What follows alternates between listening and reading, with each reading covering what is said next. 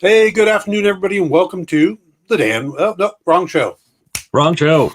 Wrong show. That's what how tired I am. Good evening, everybody. Welcome to Pop Go the Writers. Insert pop sound effect here. Tonight, we are joined, of course, by my regular co-host, Mr. Paul Story, and Hey, Paul. our returning guest, Andrew Goggin. Hello.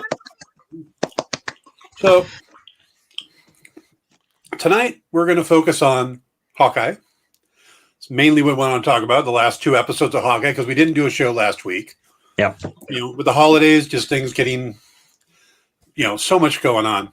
We really couldn't do a show last week. I wasn't even home. But we felt as beat up as Clint Barton. Yes, absolutely. Oh, my God. So this is Christmas, huh? But we will talk a little bit about Spider-Man as well. I believe Andrew has seen it. Correct. Paul has not, but he isn't worried about being spoiled, so we can talk about it a little bit. But excellent. Let's focus on Hawkeye for now. I mean, I have that figure up. I'll switch to Spider-Man when it's time. So, let's kick this off with, do we talk about episode 5 before we talk about episode 6? Or do we just think of them as one big, they kind of felt almost like a long episode. Yeah. Because the transition was very brief between. It was. I mean, and it's funny. It's now that I'm thinking back about it, I don't remember much of what happened in 5. No, I do. Okay. So first thing we got to talk about. Let's talk about it a little differently. Let's talk about characters instead of the that way we can look at the whole series. Yeah. Let's start with the breakout character of the series, Jack Duquesne. Jack. Not Lucky the pizza dog? No, Lucky didn't get enough screen time. And had Lucky actually taken out some of the tracksuit guys, he would be the topic. But Jack, he only bit the one guy in like episode 1 or 2. Yeah. So I love the fact that Jack walks after being arrested for potentially murdering somebody with a sword. He goes to a Christmas party wearing a sword. in the immortal words of Clint Barton, weird flex, but okay.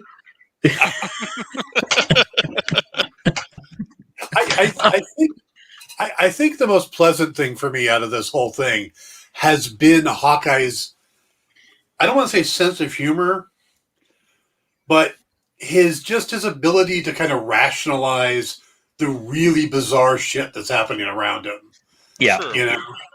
But that goes all the way back to Age of Ultron. Yeah. When he's giving his rally speech to Scarlet Witch about, we're flying, there are robots, and I'm a guy with a bow and arrow. None of this makes sense. Well, I mean, you go back to the Avengers movie, and you have to split the characters into almost 2 groups. I mean, well, 3 technically, but you have your Thor, your Captain America, and your Iron Man, who have all embraced what they're doing and have become heroes, and they put on the colorful suits and outfits. And then you have Banner, who's doesn't want to be the Hulk, but he kind of gets that way, but he's still kind of larger than life. And then you have these 2 super spies, or these 2 spies. It's like, what are they doing? I mean, in episode 5, when he goes up to the plaque, and it has all of their names on it, and it's like, why are you putting spies' names on the wall? They're done. You've just ended their career as spies. Well, I think that was pretty solidly done, though, especially when Clint had to go to jail. True. So, yeah. But that's fine with the Avengers, Yeah. So, all right. We were talking about Jack. What did you think about Jack's story arc, Andrew? It's odd. It is just really kind of odd because I'm not sure if he's supposed to eventually become something else. I mean, it took me a while to realize the connection of who he was into the comic universe. But, that being said, he was one of the funniest elements of that entire thing. Oh my God, yeah. Tony Dalton was brilliant. Very much so. Absolutely. Yeah. Paul, what about you? How did you feel about Jack's arc? Well, I liked the fact that they teased him.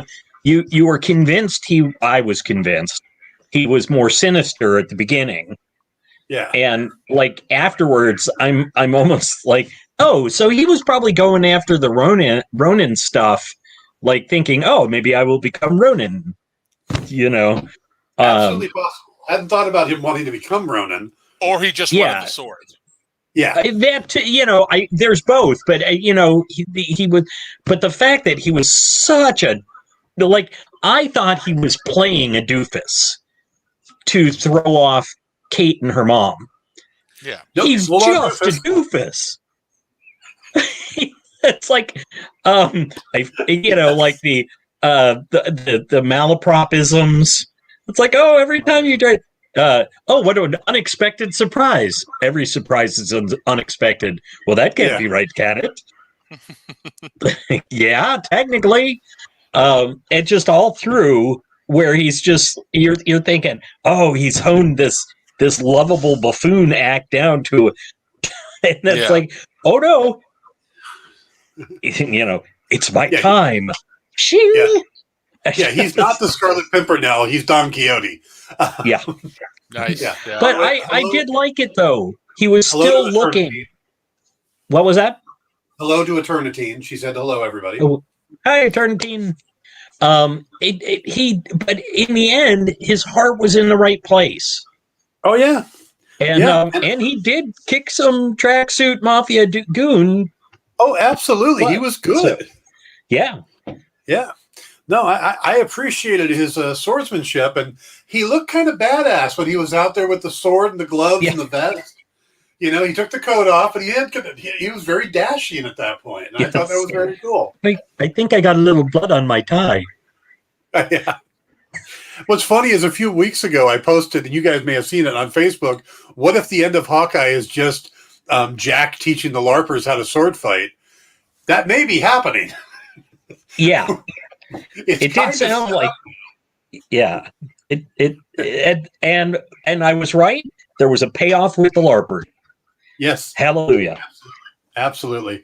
Yeah. Or Chekhov's LARPers, as I like to think of them. Oh yeah. The LARPers played a much bigger role than I expected.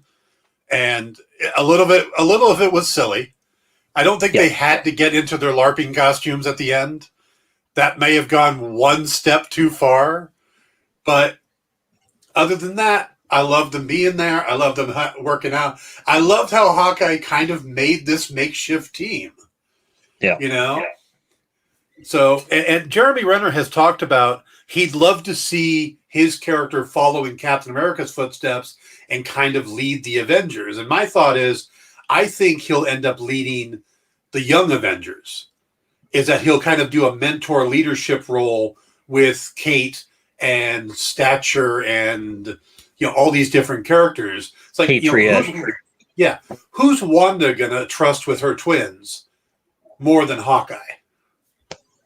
So Patriot and stuff like that. So I could see him taking on that mentor role, and I think Renner's up for sticking around. So plus, we've got to figure out what's up with his wife.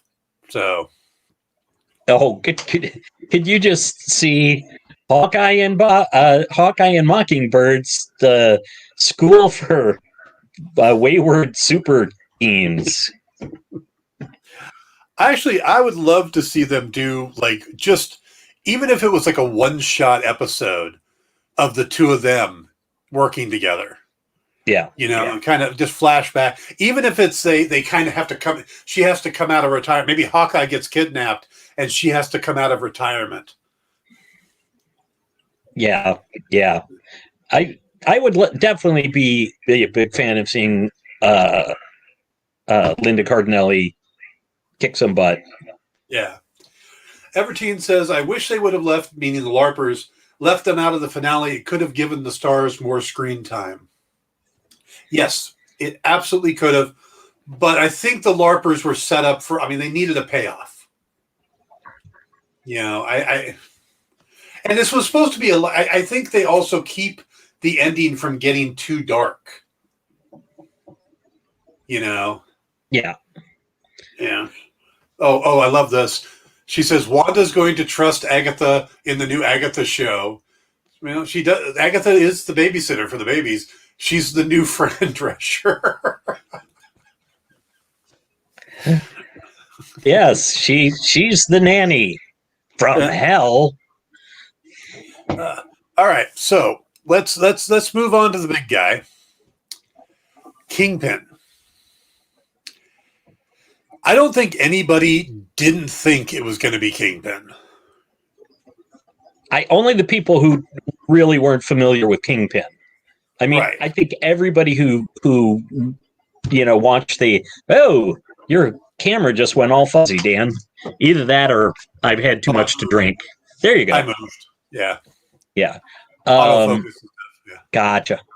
But if you hadn't, if people hadn't been watching along, people who were, had stuck early to the movies and Disney Plus stuff, they might have been in the dark.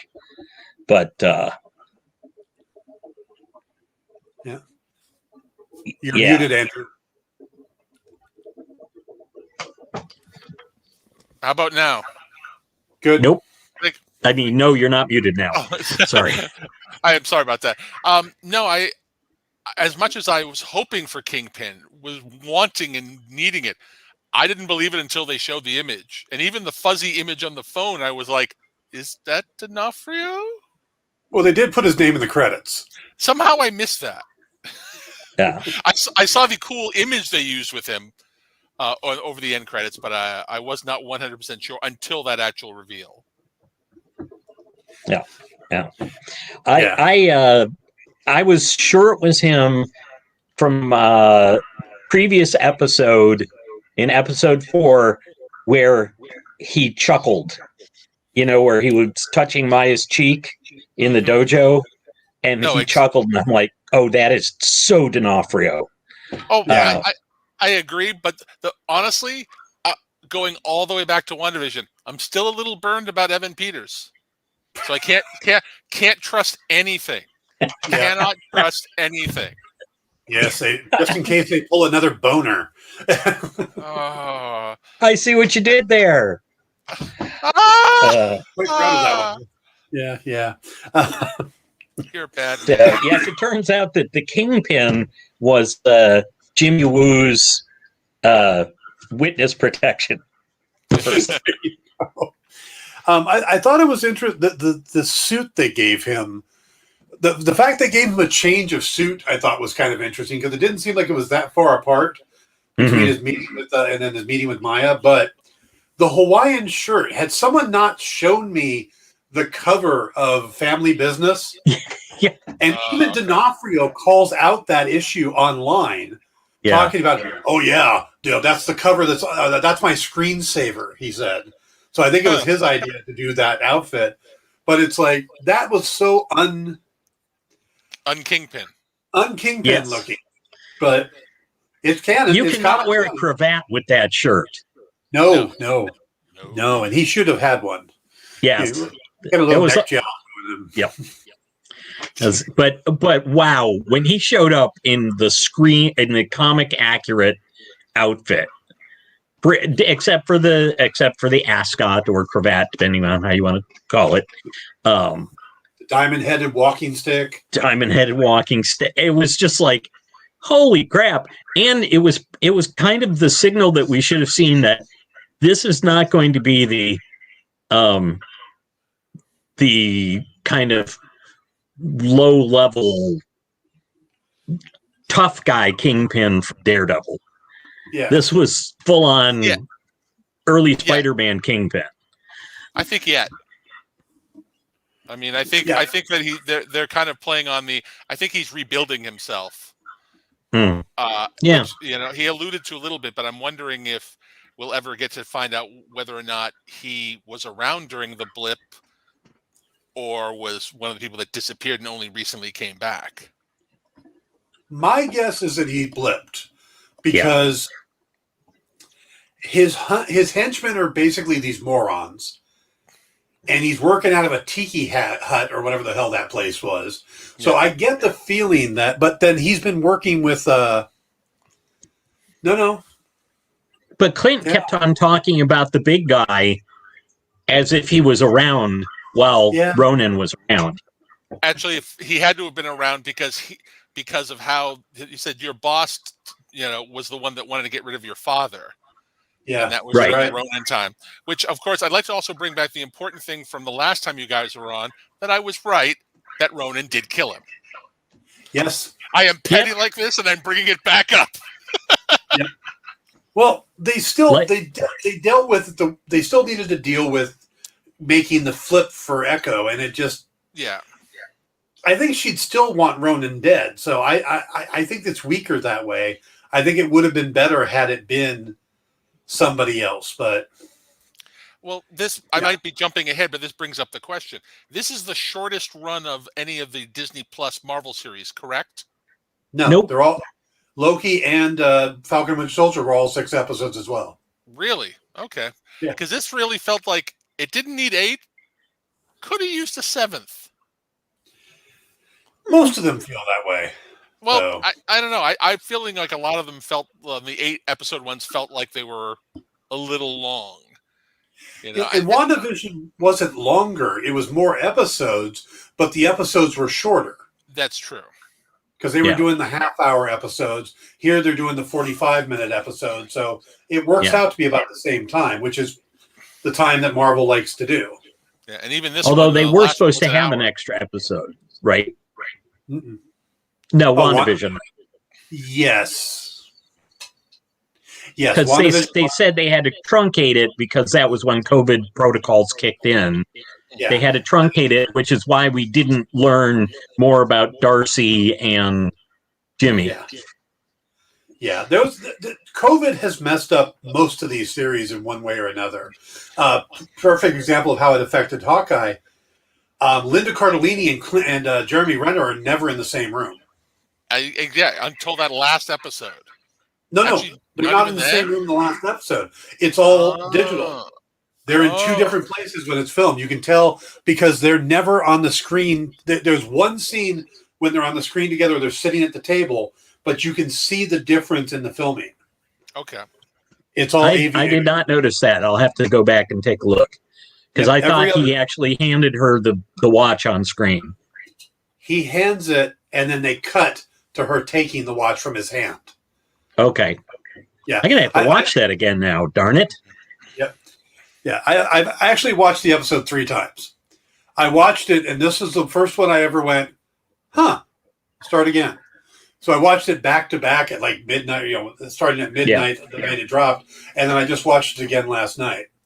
So, and I was paying close attention to that. Yeah, they're not on the screen together, and it's probably due to COVID. They couldn't get her, so they probably filmed all her scenes at once and just kind of worked them in.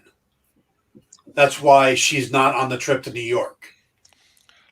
Yeah, and you think that I'm trying to remember? Did she interact with the kids? Nope, because they were in the background. Nope. She never interacts with anybody. Have you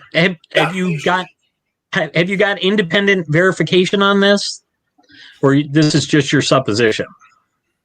It's my supposition at this point, but you look at the way they shot everything, you never see, like when she goes in to hug Kate, it's from a back shot. So the person hugging Kate, you don't see their face. All right. I'm definitely going to have to watch it again to check that out. And like I said, the one scene where they're both on camera facing each other, they're sitting at the table, you can tell there's a video difference between the two. No, interesting. Yeah. I wonder how much that affected story-wise, or was it only a slight change? They might have given us more about the whole Agent 19 thing, which would have been nice because the reveal was so subtle. I misread the 19. Yeah. I thought it said JS, and I was like, who the heck is JS? And then later somebody... I didn't even see the 19. I only saw the shield symbol. Yeah, it was down at the bottom point of the shield symbol. There's a 19 engraved there. But how does the number 19? I know she's Agent 19, but it doesn't have her real name on there. I don't get how that would blow her cover. That's the thing. Well, of course, it's a shield watch, so don't rule out biometric data. That whatever it does might have biometric recognition that won't work for anybody else. And I don't know, I'm just going to jump on maybe going all the way back to Winter Soldier when the shield files and all that were dumped out into the world. That's a possibility too. Yeah. That is definitely possible. Well done, Andrew. Not meant sarcastically. I know it's hard to tell with me, but that's okay. I appreciate that, Paul. But Winter Soldier was after Age of Ultron, right?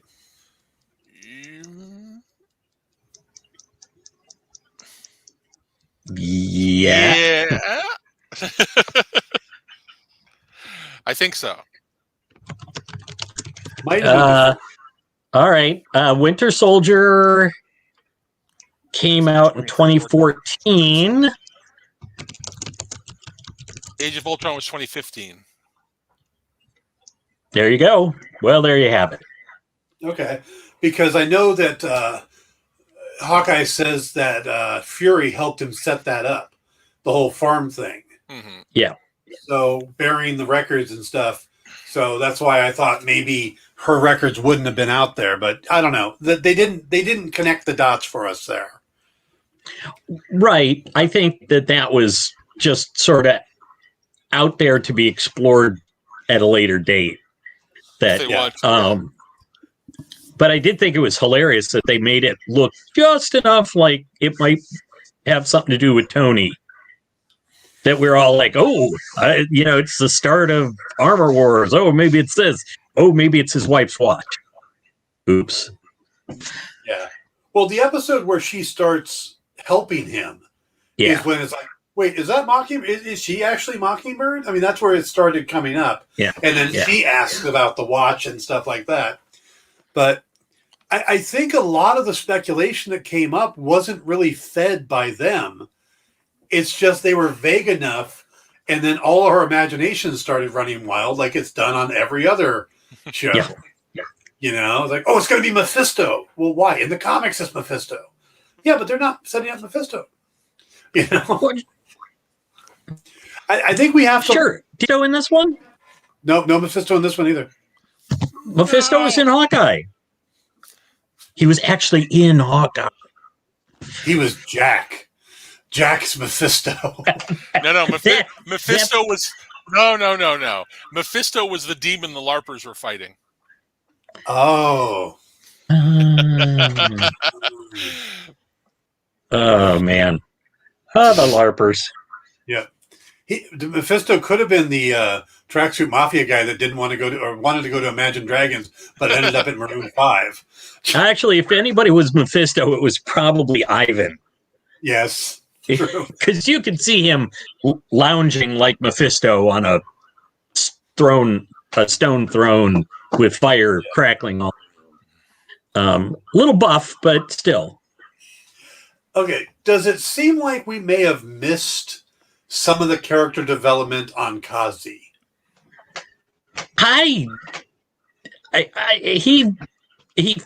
It's weird to me that they picked Kazi to be Kazi because he just wasn't. I mean, he was just he was just a gangster. Yeah. To me, there was nothing real. I mean, they hinted maybe he was special when he caught the arrow. When Clint shot the wooden arrow and then he shot the other arrow and the two guys got taken out, but Kazi managed to catch it. Yeah. I like that one, Eternitine. Yeah, Mephisto is Kate's dad. Yeah. Like Good. Yes. Before he got the family. Yeah, he got the family deep in debt before he allowed himself to be killed, so that it would lead Eleanor down the the path to damnation. Yeah, not that far of a lead. I mean, come on. It says, well, we'll go back to normal. You just killed somebody. You hired an assassin, and you tried to send your fiance to jail. Oh, everything will be fine. Oh, every family has some stuff, right? Two skeletons in the closet, no big deal. She's a glass half full kind of person. Yeah. Yes. Yeah. But just the like, oh, sure, I killed and or had killed an old man. Yes. I keep trying to kill and have an Avenger killed. I'm doing like, eh. By the way, was there anything more mother-like than her trying to throw a guilt trip at the end? This is what heroes do? Have their mothers arrested on Christmas Day? Oh my God! This is what heroes do. Yes, we lock up the bad guys. Yeah, you really almost wanted that for Kate. Mm-hmm. You almost wanted her response to that. Yes, but holy crap! Yes, she was awful. Really, she was awful. Vera Familia. I can never pronounce her last name correct. Vera F. was spectacular. Eleanor Bishop, just a bad mom. Yep. I could see something happening to her. Like, I don't know what they're going to do with these characters next. I don't know what's going to happen with Kate and Hawkeye. But there are stories that could continue. And it's not, I mean, they could easily get her jacked up in prison by Kingpin, who, she started this mess in a way. Yep. And she comes out being Madame Mask. Yeah. Although Kingpin is probably dead. I mean, we practically saw the body. No body, no death. Nobody, no death. Nobody, no death. And plus, dude took an arrow near point blank and walked it off. Smacked it out of his chest. Yeah. They're definitely going. Now, see, I actually was expecting them to. I expected them to show that he had on like some kind of bulletproof vest with ceramic plating in it, and they didn't. Nope. So it's like, oh, I think maybe Wilson's had a little work done. Yeah. Well, we don't know for sure if it's the same one as from the Daredevil one, but in Daredevil, all his feet were lined. D'Onofrio, I believe, has said online that it is. No, what D'Onofrio says is he's treating him the same way. Oh, okay. That he's basically using the same inspiration for the character, that same childhood. But whether or not all the events are canon, he doesn't say. And Marvel seems to like to torture us and not tell us. What a surprise. What? No. Yes. Yeah. But it was nice to have a week where we got both Vinny D and Charlie Cox back in the MCU like that. Yeah. I did love, though, before he shows up, he's all like, "Oh, Charlie, it's so good that you're back. Congratulations to you. You're so lucky." Yeah. And then the next week, or like a couple days later, we hear the laugh and we see the hand, and I'm like, "You son of a bitch." Vincent knows that he wants to come back for this, and he's not gonna pull what Tom Holland and the other people do, and they're like, "Oops, we spoiled something." He's like, "I want this." Yeah, Blurty McBlurderson. Yeah, well, and plus, I mean, we've got the Echo show coming up. I bet you D'Onofrio and the Kazi are going to be a big part of that. Yeah, I think Kazi may become the clown in the Echo series to give us another bad guy. Right. Wait, wasn't Kazi the one that died? That was. Yeah, he got stabbed with an arrow. Oh. Right. But he didn't go, ugh. He just went, ugh, and then they panned away. Right. He didn't go, like Pee Wee Herman at the end of Buffy the Vampire Slayer. We didn't get that final gasp of the dying breath. Yes, right. Right. Yeah. And she, because she had to rush off and get Kingpin. Yeah. It's unlike I was watching something recently, and I was watching. God, why was I watching it? The Tomorrow War. Ew. And I watched the finale of one of the characters and how it just shattered into like almost explosive goo. And it's like, okay, that's dead. That's a definite death. There's no coming back from goo. Yeah. All right, we need to address the owl in the tree. The elephant in the room. It was just. Yeah. Go ahead. First thing, the owl was an homage to last year, where they found an actual owl in the the Rockefeller Center Christmas tree. They named it Rocky, so they brought that in. It was very cute. Yes. But I've heard people horrified by the fact that these guys were being taken away by this owl and would be just killed by them. And my first question was, they're still in a truck, right? With windows and that are hard to break. You know, when it gets shrunk down, it doesn't lose integrity. Yeah. In fact, if we learned anything about Scott, when Scott shrinks down, he has, he gets super, he has the strength and everything because he's shrunk down, he's compressed. Yeah. So yes, it should be more strong. Here's the other thing. Pym particles wear off. Now, that may not have been established on screen yet, but Pym particles wear off. So that owl may be pecking at them, and they'll be in the back of the van, and then the van will come up. Well, one of the people who worked on the CG for the series said that the original post-credit scene was not Rogers the Musical. Yeah. It was the owl taking the van back to its nest. Mm-hmm. I heard that. So I don't know what was going to happen there, but she said it was great. So, yeah, so that's proportional. And I'm sorry, also, Tracksuit Mafia. I think we're okay if they die.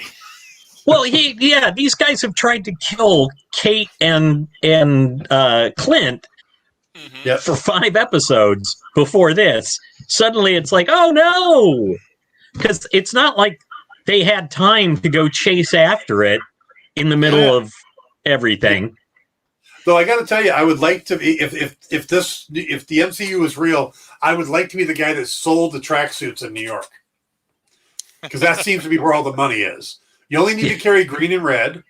I'm not sure what differentiates between the two, besides that they're Christmas color, but that's all they ever wore. They were green and red. Were they day wear and evening wear? Might have been like East Side, West Side. Yeah.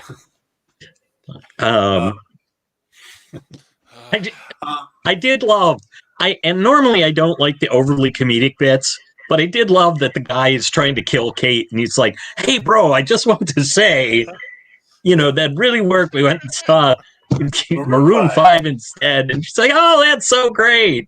And then one of his other pals is, and then Jack to the rescue. It's my time. Yes.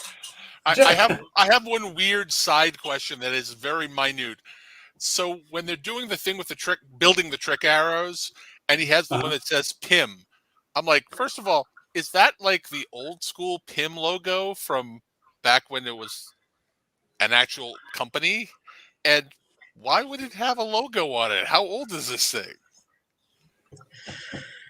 Well, everything everything Scott got was like old school. Well, the stuff he had from Hank might still have all that stuff. And then he had to steal some stuff from the government, right? Yeah. Which would all be old stuff. Okay. Like I said, it was kind of odd to me because I'm like, technically that company disappeared when when they literally shrunk it. And then we haven't gotten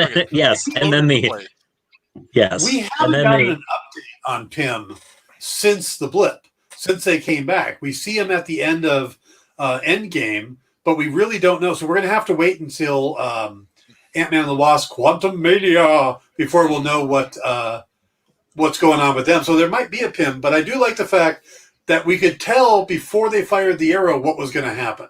Yeah. Because we saw the blue light in the one that made the big arrow, and we saw the red light in the small one that shrunk the truck. But what I really would love now that I'm thinking about it, how cool would it have been when Bombshell, the cop, went to retrieve the trick arrows? If she said, "And your other arrow's parked outside and is sitting on like the back of a semi truck, the giant one." But you're right; it probably did shrink back down. That's my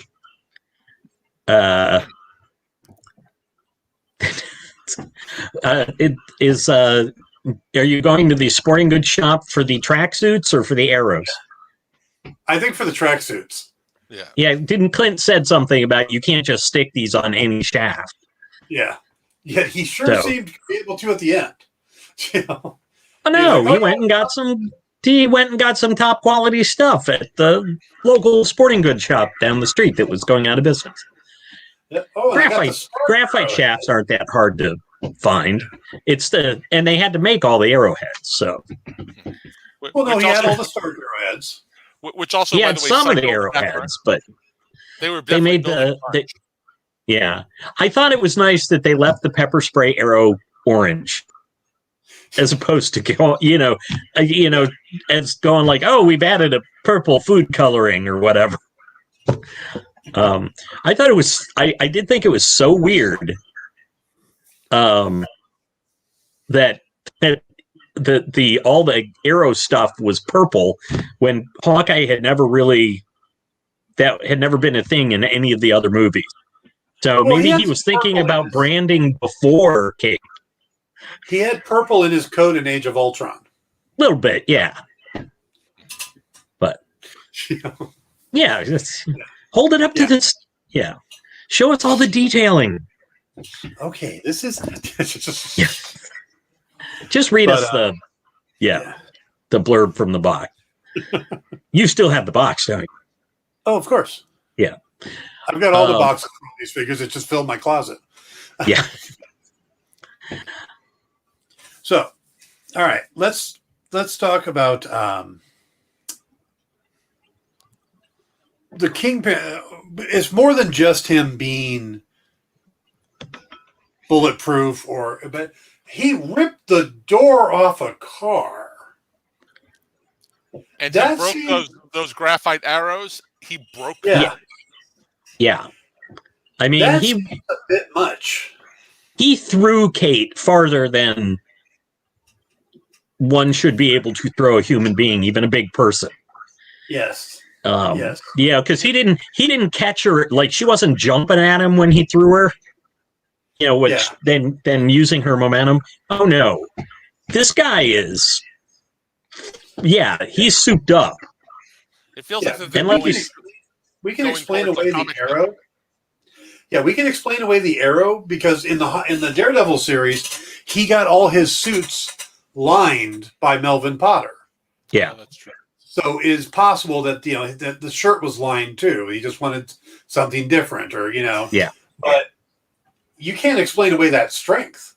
I mean, did he hook up with the power broker and get some of that serum, at the last minute, or that's some major strength. Yeah. What do you think, Andrew? I don't know. It feels like that they're playing a little bit more towards the almost the comic version of it, where where it's like everyone's like it's not fat, it's muscle. Right. Yeah. More so than I think the Netflix series ever did. Although, didn't he pump a lot of iron in Rikers or Strikers, whichever?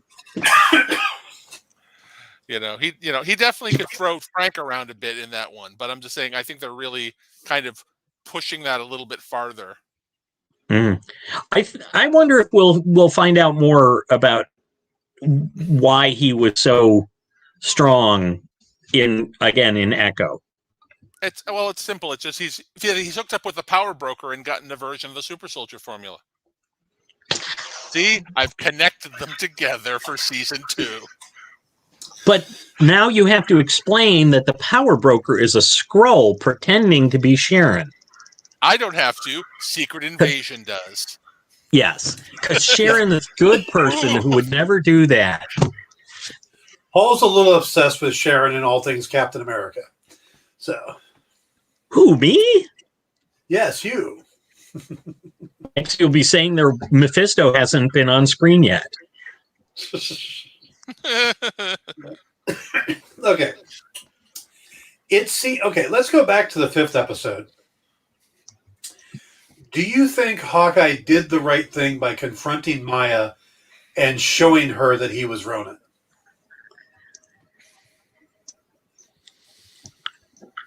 Andrew, you go. Okay, my response is I don't necessarily know it's right, but it was right for Clint because he wanted to. Because I think if he had hid that, already knowing that she had been looking up Clint's background and his family, I think this kind of cut down the connection. So if he was like, yeah, we are one and the same. So if you're coming after my family, you're coming after both of us. You know what I mean? And so there would be consequences. Yeah. And also, yeah, I think he was also. I mean, I think he's been wanting somebody to be down on him about this for years, however long it's been since, in the timeline, however long it's been since Avengers Endgame. He feels guilty. He thought that nothing mattered anymore, and now the kind of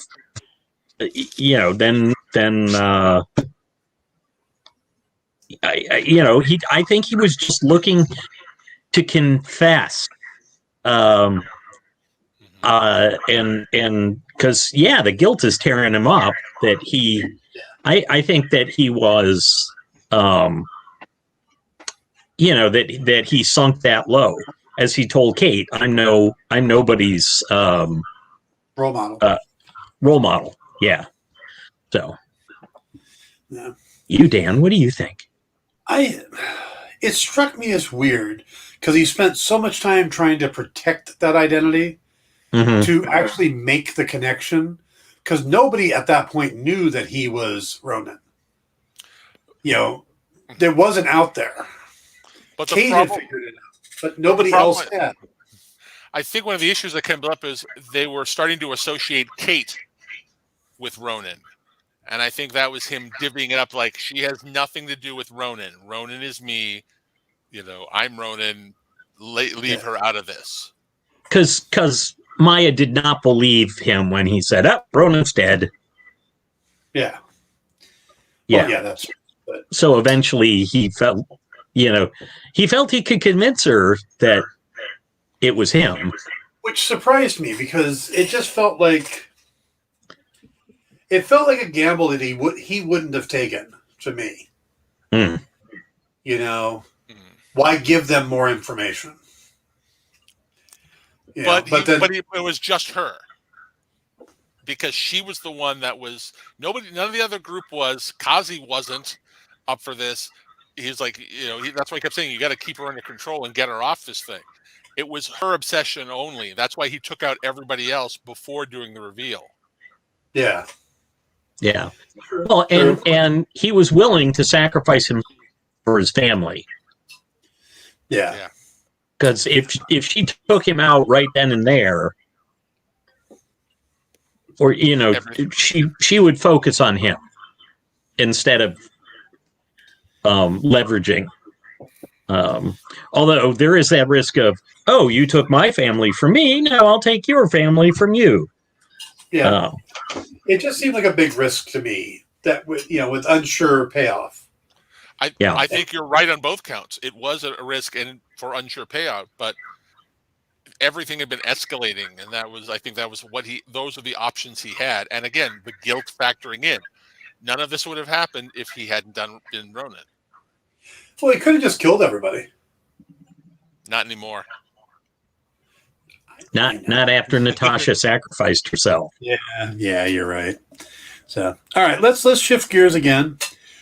Let's talk about a character that I wasn't a huge fan of going into the series, but I found I really liked coming out of the series, and that's Yelena Belova.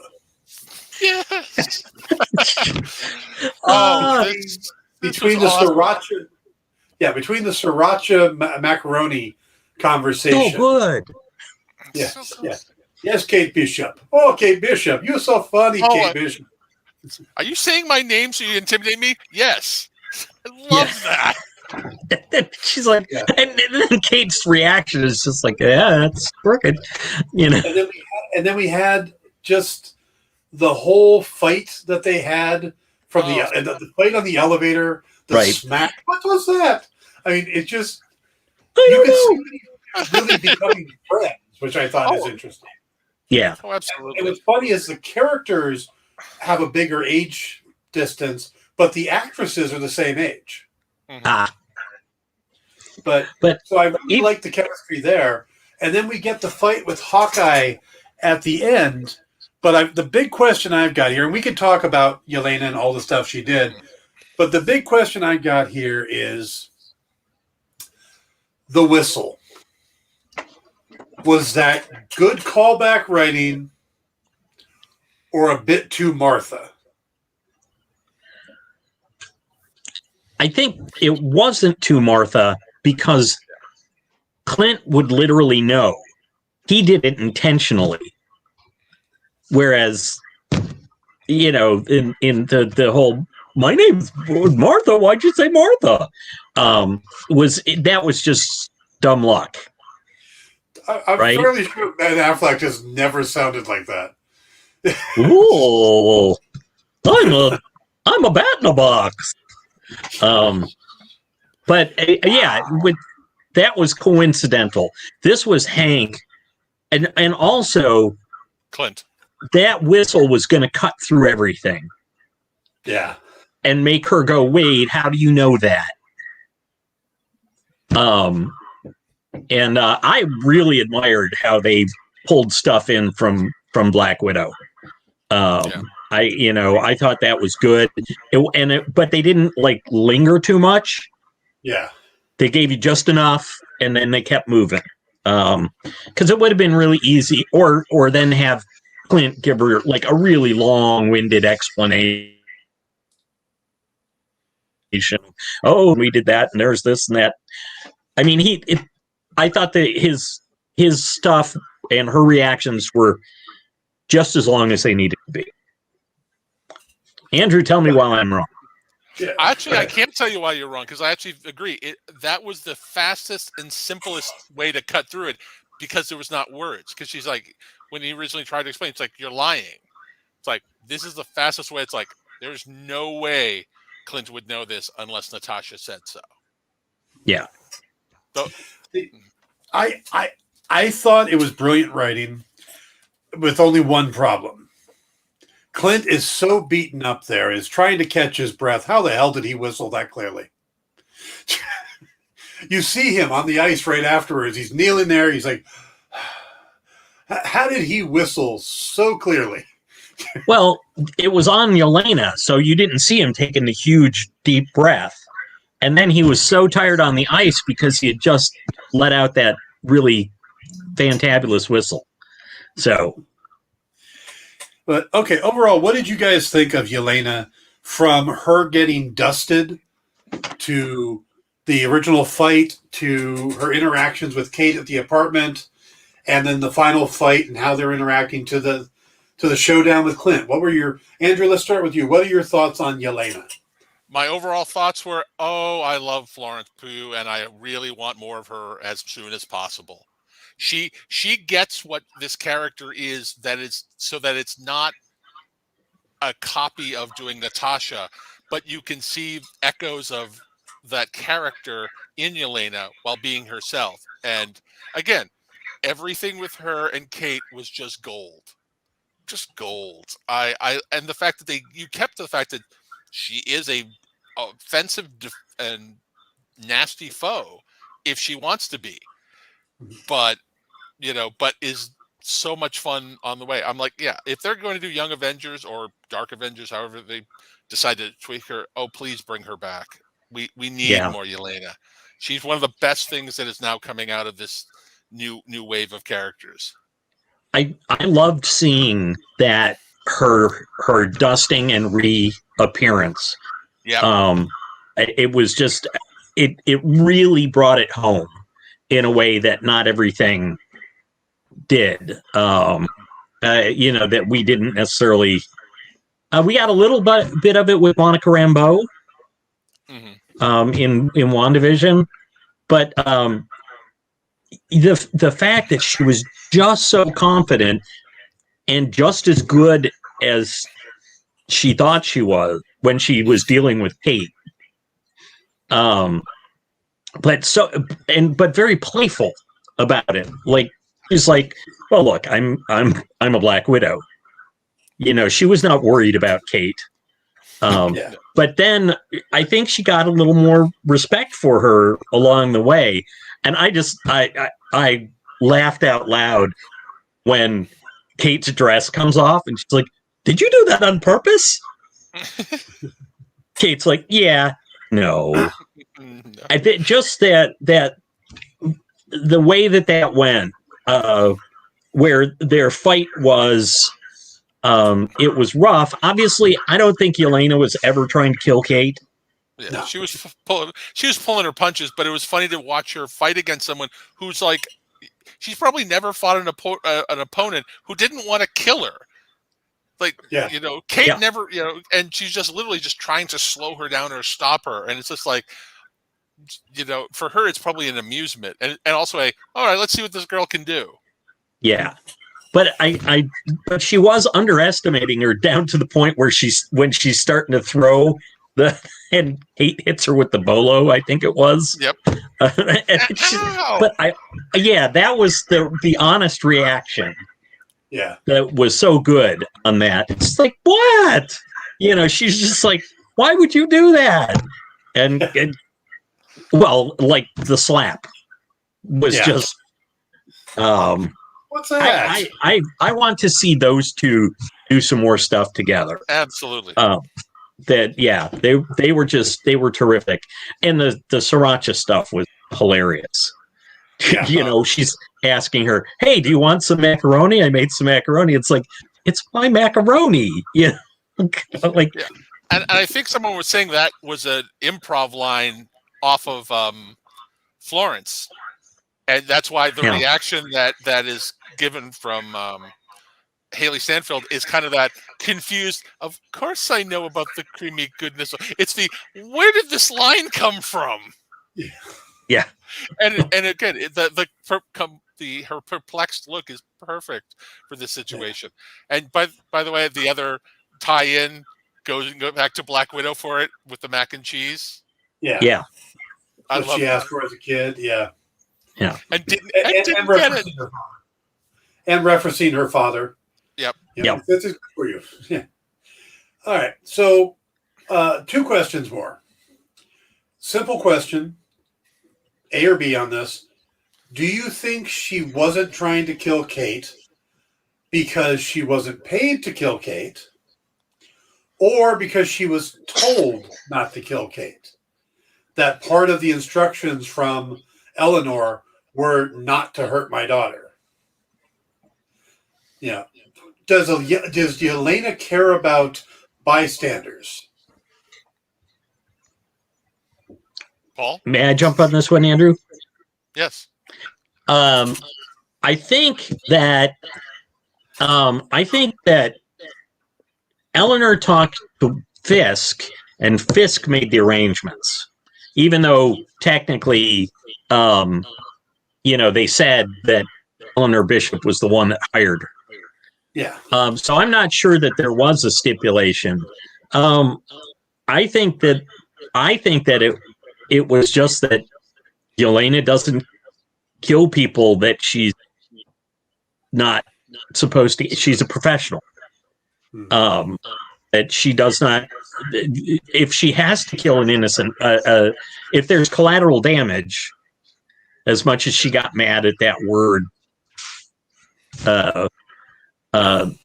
that if there's collateral damage, she's probably not losing sleep over that, but she's not going to just like torture somebody for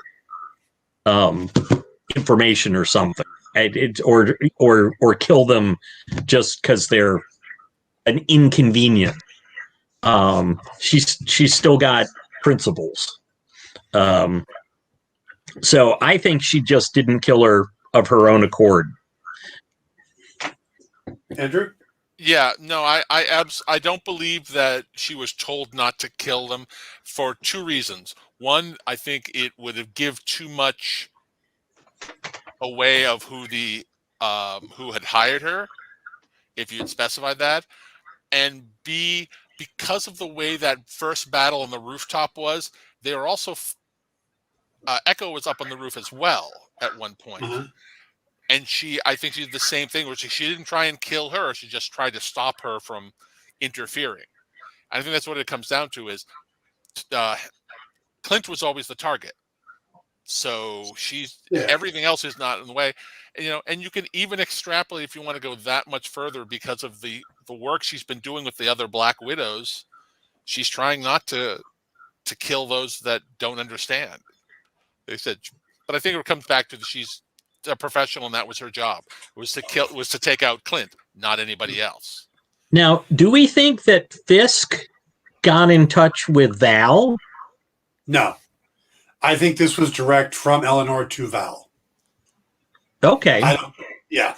Because I don't think. So you don't think that was Fisk on the other end of her phone call? No, I think that was 100% Val, and I think she did say, there's a young girl with her. Do not harm her. I don't think that would have given away who was hiring her, but just saying it's only Clint. And I don't necessarily think she was pulling the punches with Maya. Echo? With Maya.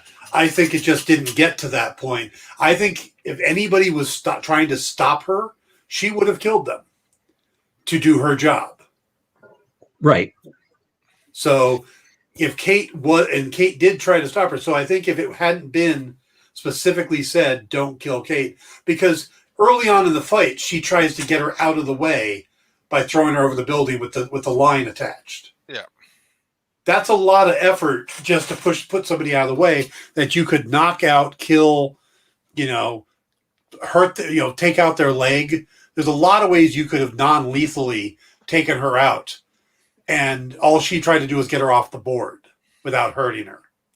That seems like a little above and beyond.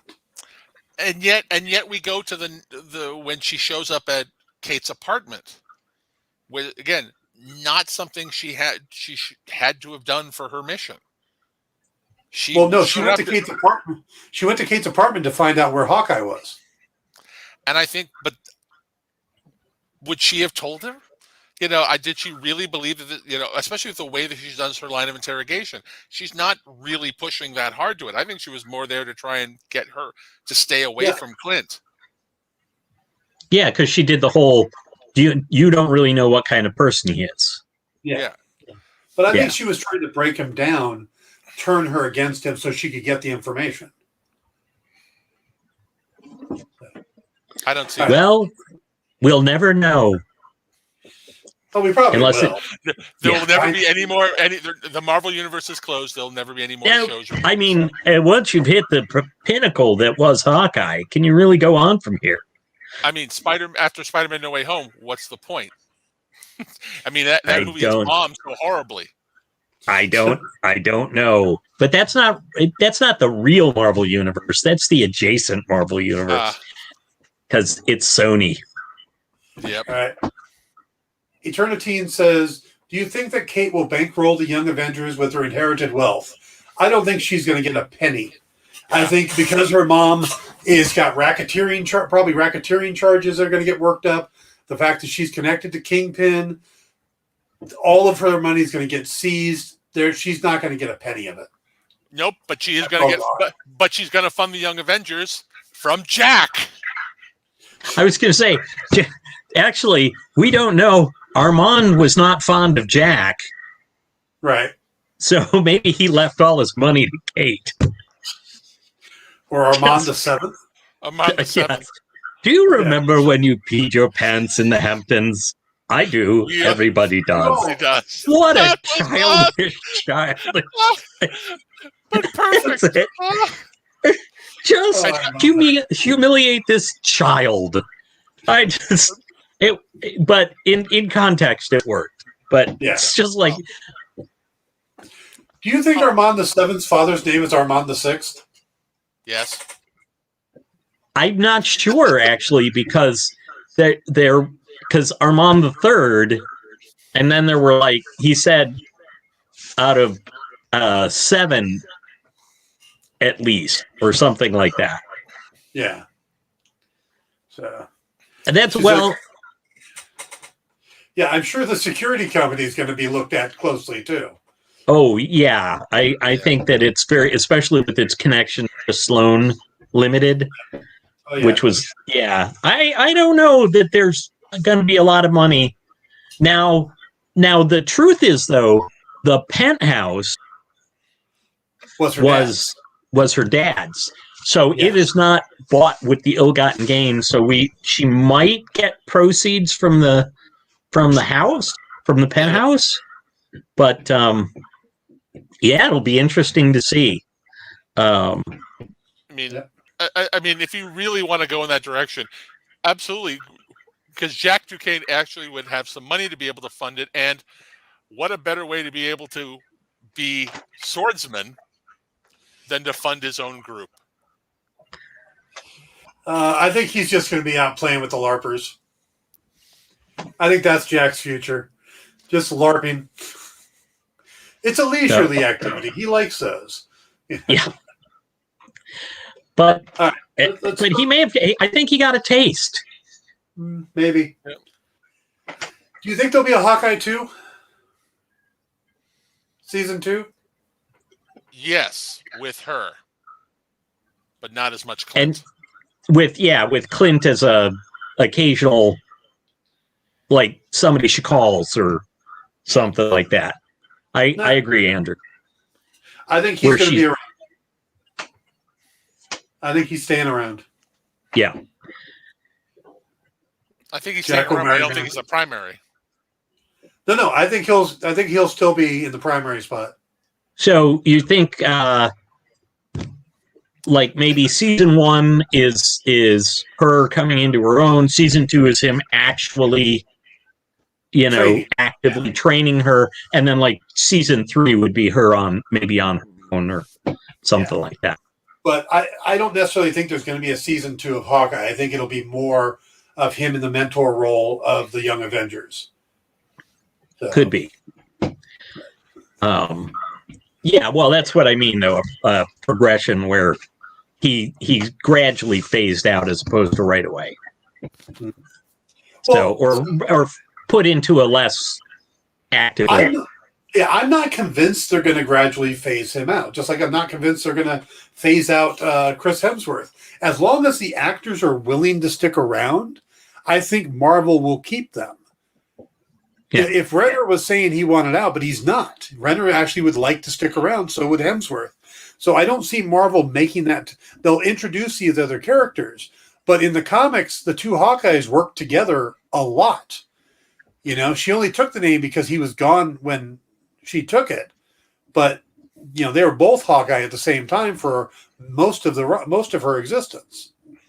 So the other thing that comes to mind is among all the other people that's been cast over the series, Haley Stanfield may not be a name actress in the capital N, but she's not a slouch. She's done plenty of feature films and stuff. So if you wanted to drop someone to be a strong front actor to be in that role, she would be the one. Yeah, but I don't think the character is there yet. I think you're right. I think that's why I don't think Hawkeye is gone, but I think the Hawkeye of the series would be more of her than him.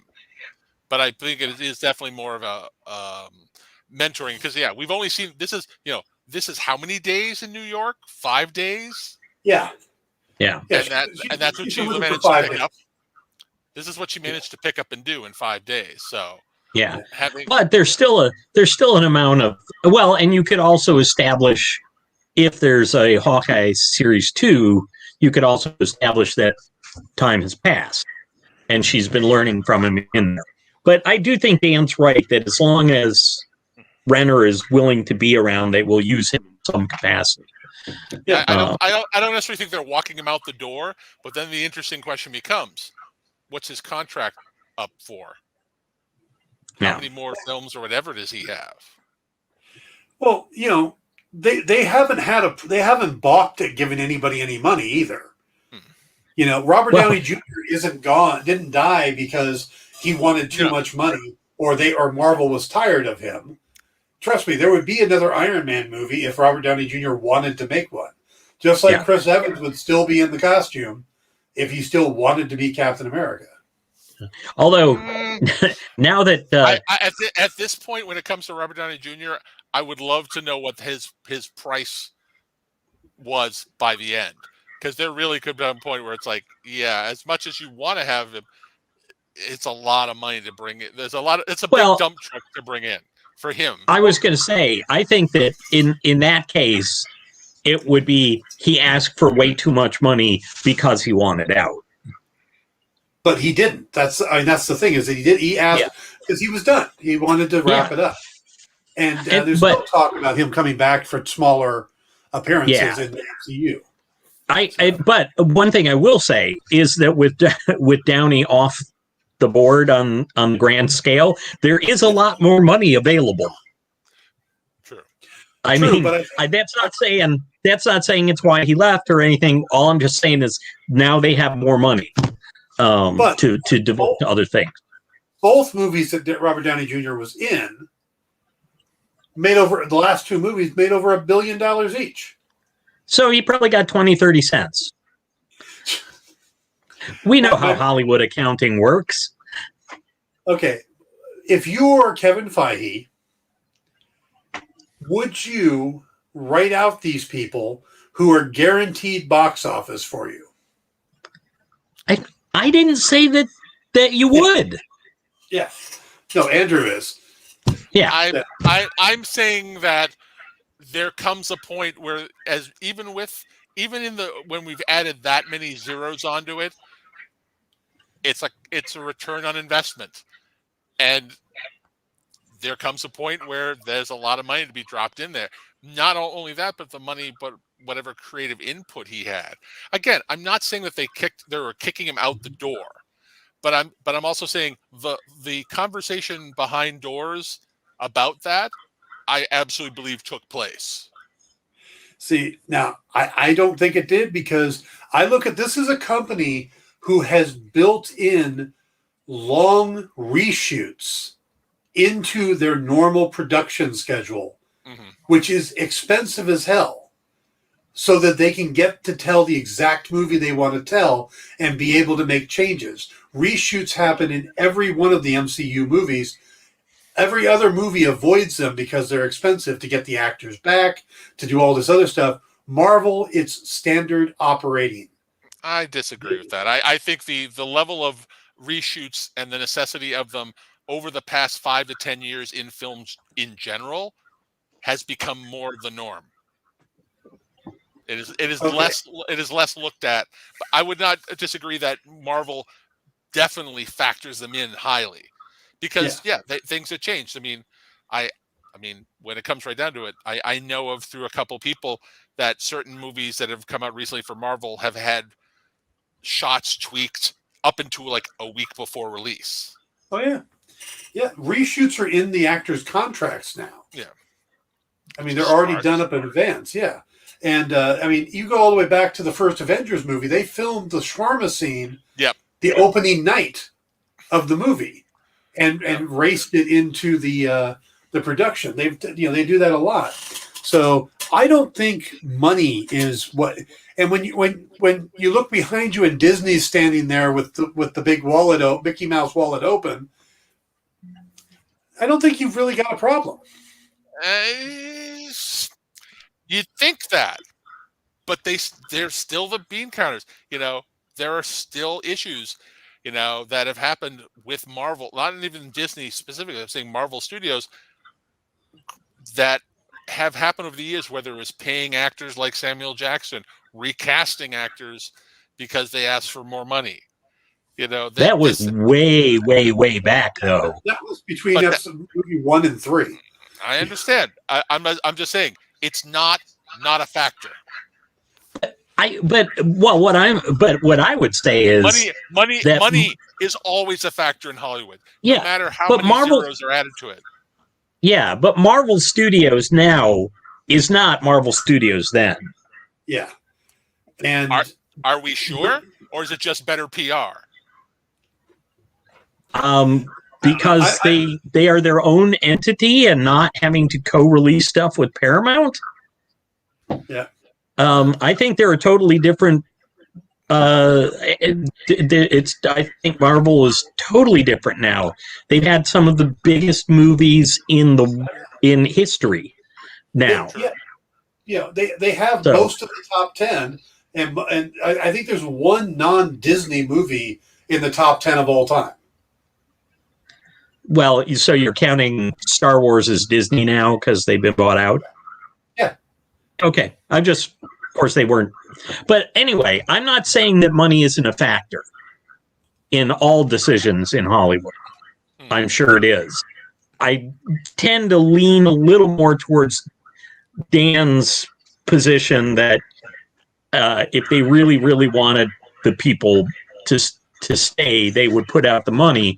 But at some point, like Downey was talking about kind of being ready, He was kind of saying he was ready to go earlier than Endgame, like a few films back down the line. Yeah, he talked about not wanting to be in he didn't see himself playing it after 50. He was 40 when he started, and then 10 years later they were still putting him in the suit and stuff, and he was still game for it. So. Yeah. No, I'm everything I've seen, everything I've read, even in the story of of Marvel Studios, money doesn't seem to be a factor. And where it wasn't much of a factor in the beginning, as soon as they made the Disney deal, money just seemed to take a back seat to the creative story they wanted to tell. And you see that, And because the bean counters agreed that doing that would probably bring in more money. Yeah. And trust me, if Eternals, if they really want to do Eternals 2, don't be surprised if Robert Downey Jr. makes a cameo, or Chris Evans, just somebody to up the level of that movie. Yeah. So they still have those arrows in their quiver. Sure. They've still got the Black Knight. Yes. And Blade. Yeah.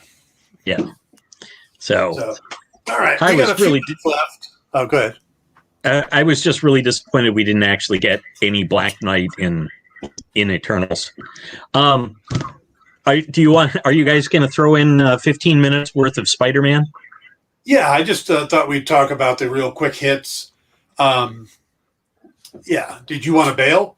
No. Yeah. He's out of here. I'm done with it. Yes. You didn't give me enough money, Dan.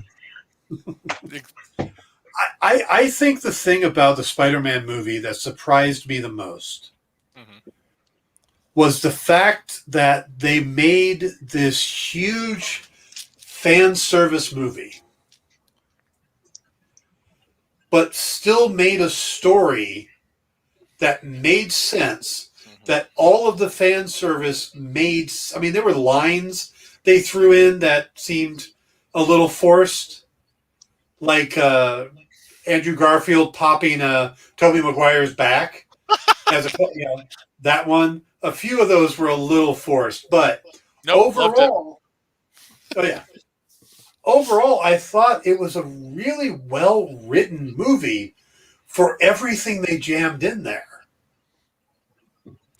And even some of the things we saw in the trailer that made people go, it kind of threw people off. Like, well, he's not acting like Doctor Strange, winking and saying that, oh, no, I won't do that spell. That's not even in the movie. Yep. So it's pretty fascinating to me. Was he really Mephisto? No Mephisto, Paul. Are you sure? Yes. I'm just really fascinated how well they put that together. I mean, I've been talking to people who say that it's their favorite Spider-Man movie ever. It is amazing to me that the fact that they could have just done. Oh, but before we continue on, do you want to put your little spoiler thing on the bottom, Dan? Yeah. Thank you for being a better host than I am. That's okay. I kind of feel like that bird had flown the coop at this point. I just want to make absolutely sure. But they could have just brought in Garfield and Maguire and had them come in and do the fight at the end, and we would have lost our minds. Been, oh my God, they managed to do this. But not only did they bring them in, but they brought them in with like, there's a whole character history behind these that we've never seen.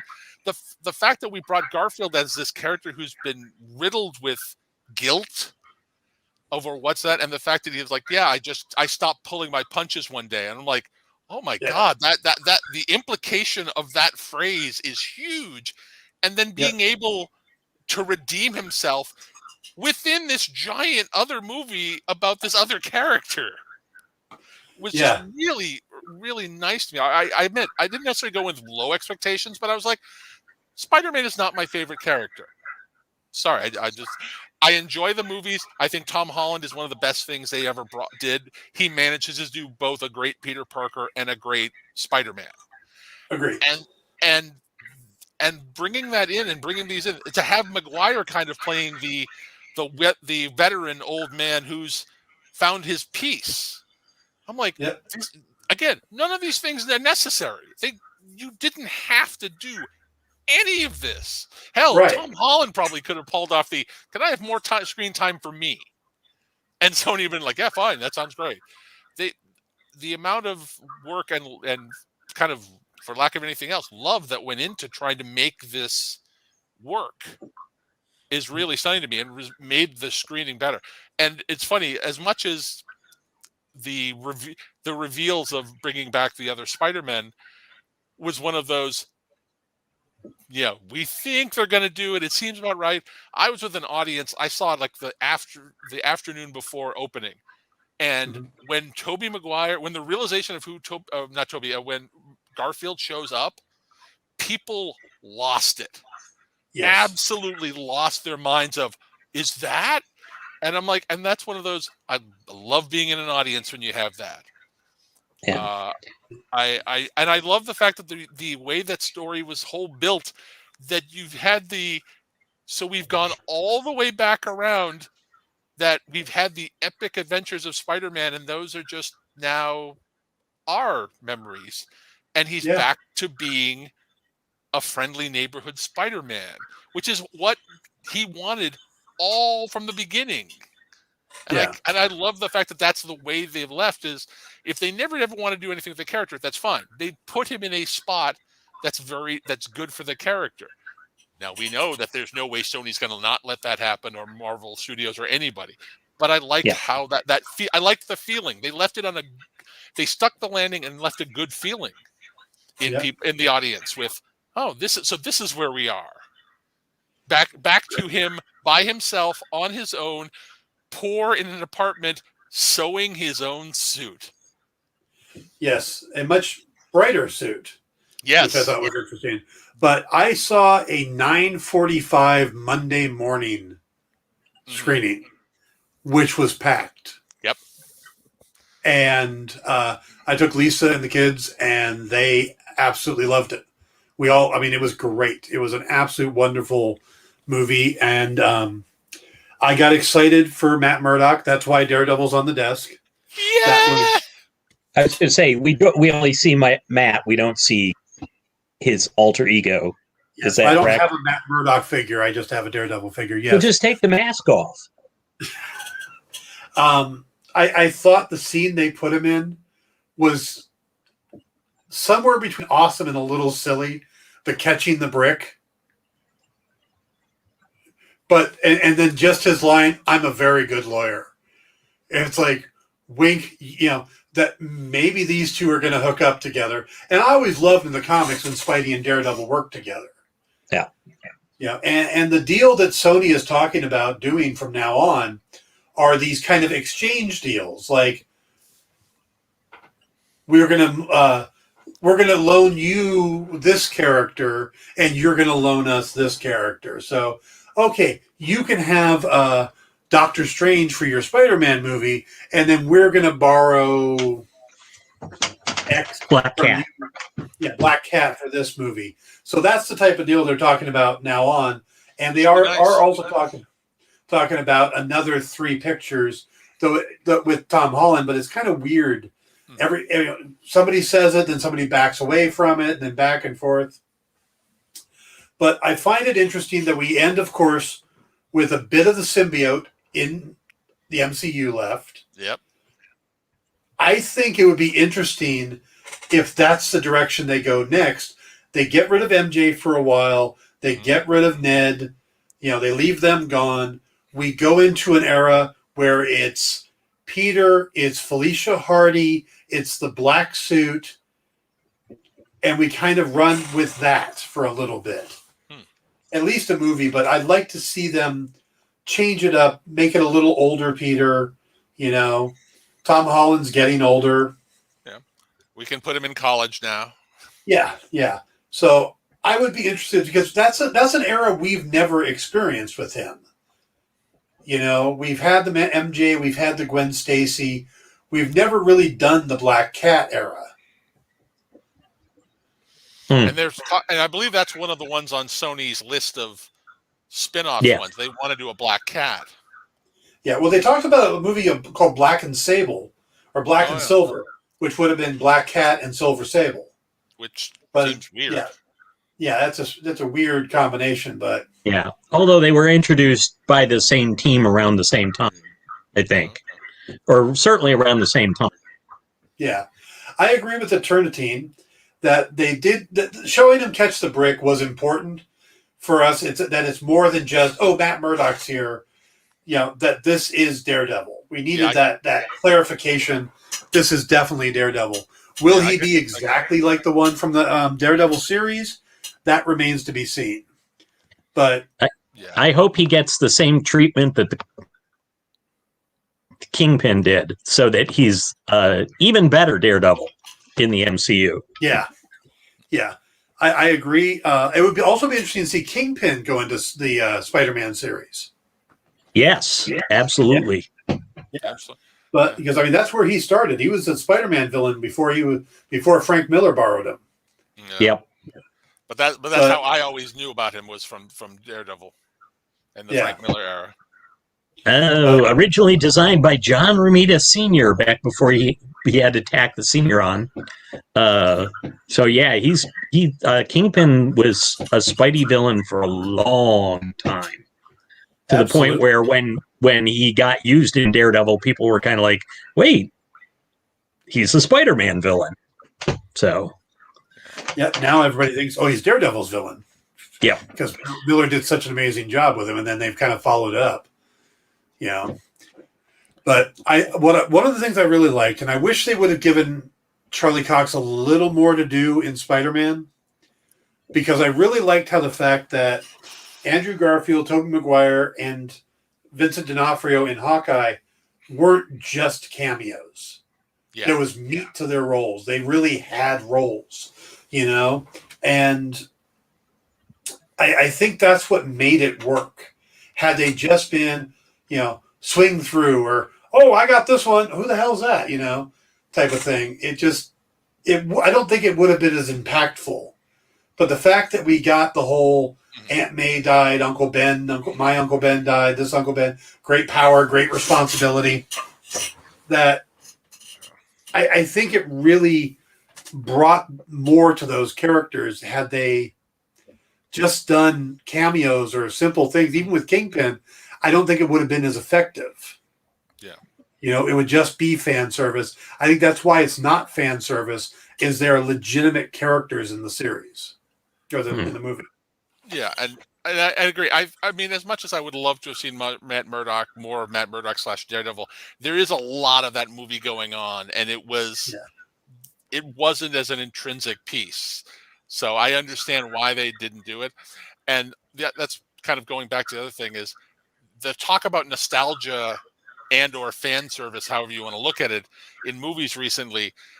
This really did a nice job with it that I was very happy with because it was intrinsic to what was going on, as opposed to say Ghostbusters Afterlife. I am one of those. I loathe that third act. That third act made me. I just kept going. Stop. Let's talk about that in depth because I want to see you puke right here on screen. It was really bad. It was really bad to me. I think that was badly weaponized nostalgia for no other purpose than, hey, remember this? Hey, remember this? As opposed to integrating into the story. Yeah. And it did okay at the beginning. It was the third act where it just was like, let's bring all these things in. Let's do this. Let's bring the old cast in and give them horrible dialogue to say. Let's raise the dead. Right. Anyway, let's finish up here. Let's finish up here with Everteen's question. Do you think Daredevil will be the new Stark type mentor in Spider-Man? I know. Go ahead. Absolutely not. And here's why. Even though I haven't seen the movie, absolutely not, because part of Spider-Man is he's Spider-Man. He doesn't need a mentor. He's not supposed to have a mentor. The whole point of the character was that he was a young man who went out and did this on his own. So I think that with the status quo you guys were talking about, I think this is the time where they're just going to let Spider-Man chart his own path. Dan, give the more informed answer. There was a lot of talk in the beginning that Doctor Strange was going to become the new mentor figure, and with the fact that he was going to be in this movie. I think this movie specifically has been made to get rid of any mentor figure for Spider-Man. That's why he lost all of his Stark connections. He lost his ties to Happy. He lost his, the suits, everything else, because I think he needs to be back to street level. Now, will Daredevil be a friend, possibly a confidant? I could absolutely see that. I think Charlie Cox is probably going to pop up in a lot of places very soon. There's talk of him being in She-Hulk. There's talk of him being in, There was another show that they had talked about him being in. I don't remember what it was, whether it was a movie or a TV show, but there was talk of him being in it, but they couldn't make the schedule work. So they have had Charlie Cox in mind for a lot of episodes and a lot of stuff. So, and Kevin Feige is a huge Daredevil fan. So I think he was just counting the days until he got the rights back where he could use. And he said that he loved Charlie Cox as Daredevil. So I think this was just a matter of time and scheduling. So will he? I could absolutely see him popping up in future Spider-Man situations, but I don't think anybody's going to be the actual mentor role going in. Right. Friends, confidants, but not a mentor. All right, Andrew, we got a few seconds left. You want to throw in on that?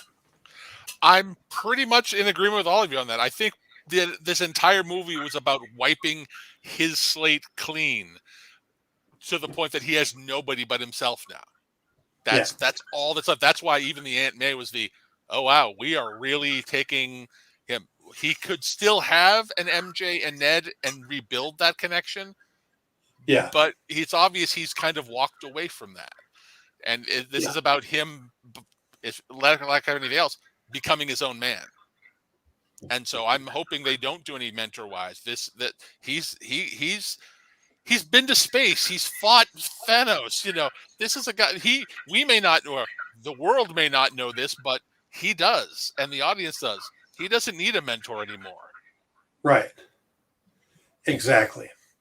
All right, folks. It is that time. We're going to wrap this up here. Thank you, Andrew, for joining us. It's always a pleasure. Thank you, Paul, for coming on. I hope everybody had a terrific holiday season. We will be back next year, basically. January 2nd, we'll be back to talk Book O Boba Fett. Woo-hoo! So, yep. We'll be talking or as I like to think of it, the Fennec Shan Show. Yes. Okay. I'm thinking of it as Tatooine Flashdance. Oh, wow. Oh, you're a maniac. And on that note, we should get off. Yeah. All right, guys. Thank you all for coming. Please have a great week. Have a safe holiday. Yep. Don't drink and drive. All that stuff. Yes. It's serious, but yeah, you know it. We're adults. So, Eternitine, excuse me. Thank you, MJ. The rest of you who popped in, thank you guys very much.